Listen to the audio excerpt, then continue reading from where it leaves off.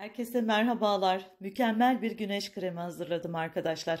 Hem de sadece 2 basit malzemeyle. Lütfen tüm adımları ile izleyin. Bu şekilde hazırladığınız zaman da mükemmel etkileri olacak. Isıya dayanıklı bir kap ve oda ısısındaki Hindistan cevizi yağı. Peki nelere iyi geliyor? Ayak mantarı, tırnak mantarı ve egzama ve güneşin zararlı UV ışınlarına karşı cildimize koruyucu bir kalkan oluşturacak. Lütfen kanalıma abone değilseniz abone olup videolarımı beğenmeyi unutmayınız. Isıya dayanıklı olan oda ısısındaki Hindistan cevizi yağından şöyle bir kahve fincanı kabımızın içerisine aktarıyoruz. Hindistan cevizi yağı cildimizin uzun süre nemli kalmasını sağlarken vücudun su kaybetmesini de önleyici etkide olacak arkadaşlar. Ve şimdi ikinci malzememiz bal mumu. Bal mumu aktarlardan temin edebilirsiniz. Bu şekilde kalıp halinde satılıyor ve fiyatı da oldukça ekonomik ve bizlere de uzunca süre yetecektir arkadaşlar. Kullanmış olduğumuz Hindistan cevizi yağının 1/4 kadar bal mumu. Şöyle minik minik kesip fincanı ölçü olarak baz alabilirsiniz.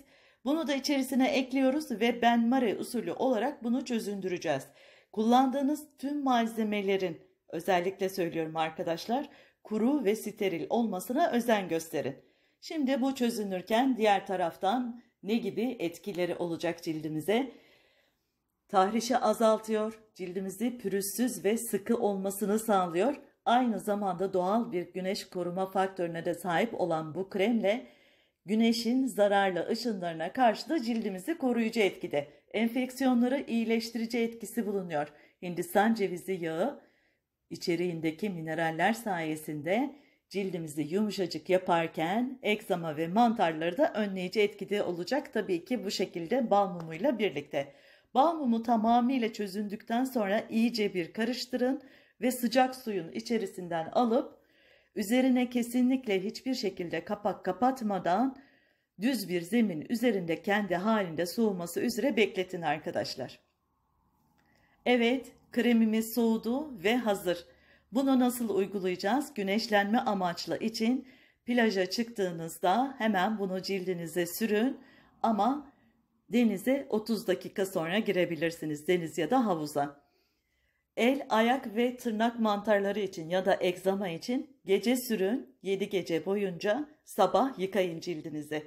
Bu şekilde bunu düzenli olarak kullandığınızda el ve ayak mantarı, tırnak mantarı gibi sorunlardan kurtulurken o rahatsız edici kaşıntısından da kurtulmuş olacaksınız.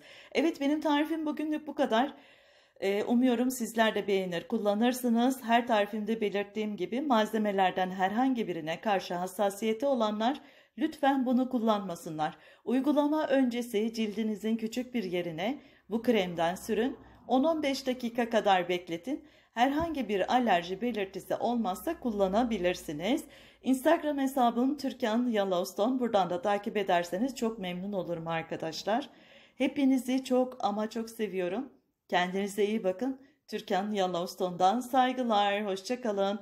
Bu kremi kullandıktan sonra lütfen altta yorumlar bölümünde benimle deneyimlerinizi paylaşmayı unutmayınız. Sizlerden ricam bu. Bir de videolarımı lütfen beğenmeyi unutmayın arkadaşlar ki daha çok çevreye hitap edebilelim. Gördüğünüz gibi onlarca para vermeye son.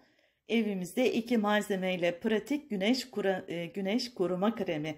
Evet arkadaşlar, bu şekilde cilt tarafından emilimi de oldukça güzel oluyor. Kendinize iyi bakın. Hoşça kalın.